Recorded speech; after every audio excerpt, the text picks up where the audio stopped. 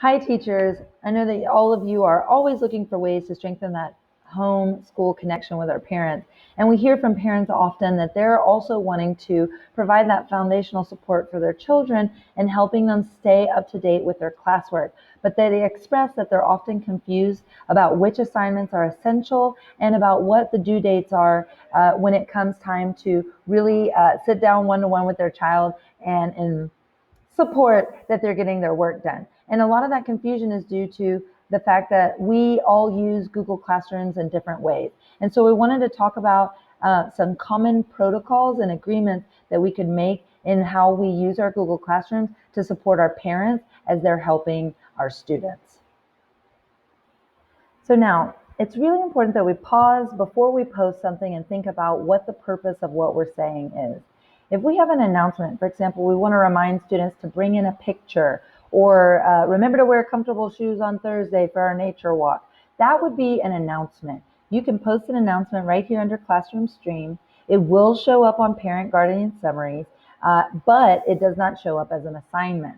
If you have work, perhaps you have a video or a website or a resource that you want kids to have access to, but you're not expecting specific action or work to be turned in, then you want to create that as a material.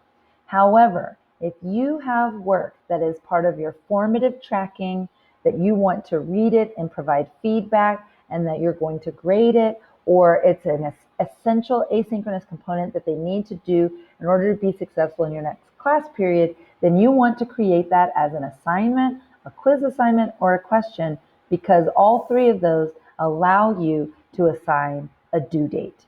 The due date is a really important component because it will pop up on the student's to-do list in their own Google Classrooms.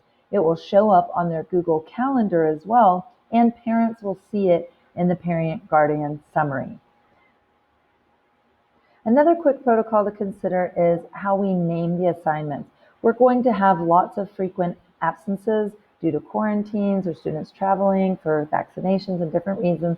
And so the more we can help them understand which assignment is connected to what class period they missed, the better. I'm not saying we all have to label it with the date, but you think about how students will know which class period they've missed so that they can follow up with you on that.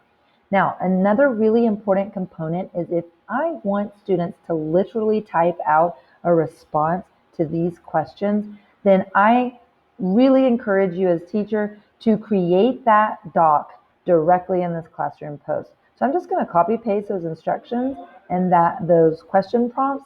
And now what that's going to do is create a Google document that connects with that classroom post. Make sure that you update the name, and then saying, no, I think it's really long. Okay, and then what that does is once I've selected to make a copy for each student, it will create that, open that for each kid. It will create a Drive folder for this class. It will all be together, and I no longer have to go follow up with, hey, Lori, I need you to share your response questions, or I don't have access to that file, I can't see it. No longer will that happen because it is now all contained in this one classroom post and with a common naming protocol with all students' names on it, and you will have easy access for giving feedback. If it's a collaborative document that you want everyone to add to, then you can let them do it as an edit file. So I'm going to create it for each student. One other detail to keep in mind, you can include, say I already have a template of a slideshow, a program that I want them to fill in, or I have a template of a document. You can add that straight from your own Drive right here, and you can go in and find that and link it there. So you can either select an existing template, or you could just copy paste those questions right in and add it here on the desired app from the post itself. And notice the options there. So it's pretty versatile and handy. So let's recap. We want to use a naming protocol for students who are absent. We want to always include a due date for that essential work that we want follow-up, that we're going to provide follow-up on.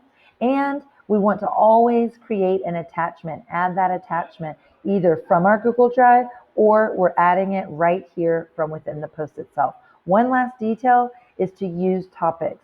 You may choose to organize the topics in whatever way makes sense for your class, but you want, one common way is by unit. So each unit, all the work and the materials that we use for unit 1 are all together there. But you may have a different system. Use it in a way that makes sense for your class, but by assigning it to a topic, makes it coherent for students and organizes all of that classroom work in a more digestible way. One last detail, our Google Classroom does connect with Rediker. So you could use this, you could experiment with this to see how that works, but we don't grade on a 100-point system. So that's something you may want to investigate. We may actually be able to change that in our settings, but I go with ungraded most of the time here. So now that I've created my assignment, I'm ready to go ahead and assign it, and we'll take a look at the student view. So here we have it. We can see it's stored under that unit. And now the student, let's see what they see.